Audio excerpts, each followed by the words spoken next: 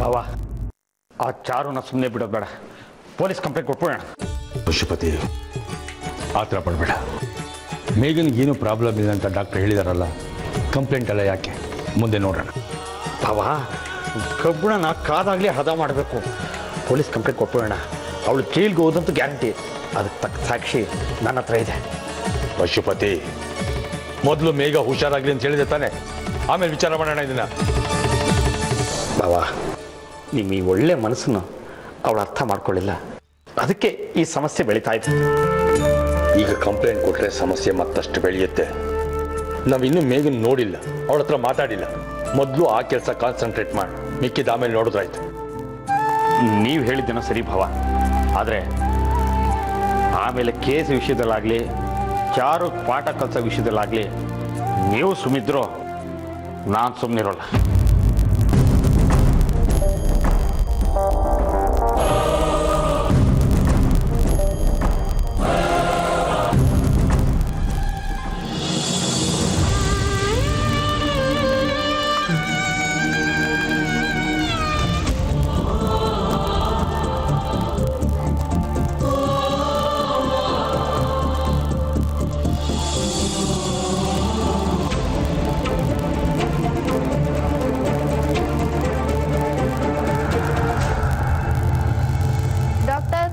Doctor, ಇವ್ರಿಗೆ ಪ್ರಜ್ಞೆ ಬಂದಿದೆ.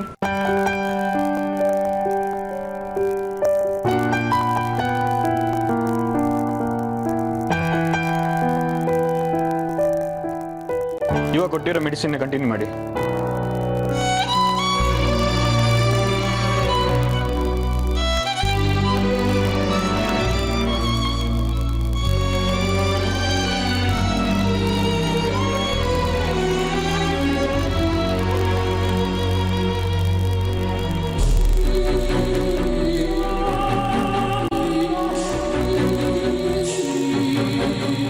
ಮೇಘ ಇವಾಗ ಪರ್ಫೆಕ್ಟ್.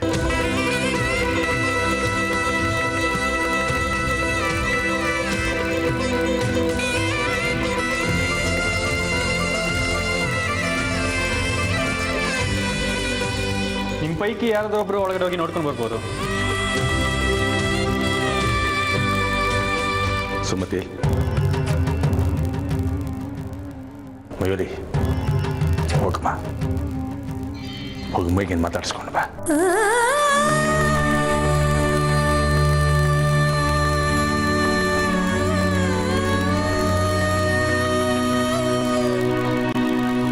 ಒಬ್ಬ ತಂದೆಯಾಗಿ ನಾನು ಯಾಕೆ ಈ ಮಾತು ಹೇಳ್ತಾ ಇದ್ದೀನಿ ಅನ್ಕೊಂಡ್ಯಾ?